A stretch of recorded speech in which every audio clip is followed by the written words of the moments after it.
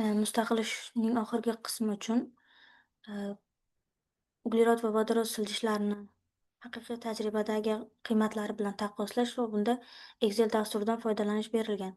Buning uchun men Chem Office dasturidagi ChemDraw'da sirka kislotani chizib oldim. Bunda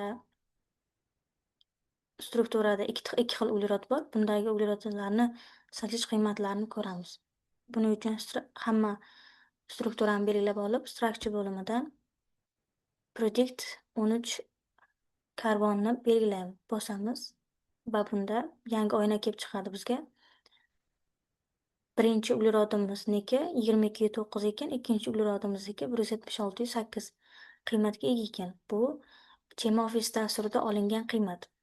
Biz buni esa asli haqiqiy tajribada olingan qiymat bilan solishtirishimiz kerak.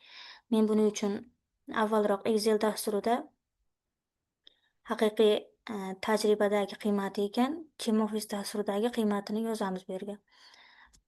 ChemOffice'da 22.9 ga adashmasam 176.8 edi. Bu farqi kelib chiqdi. Endi buni strukturada vizualizatsiya qiladigan bo'lsam, stavka bo'limidan xohlagan diagrammani olishimiz mumkin.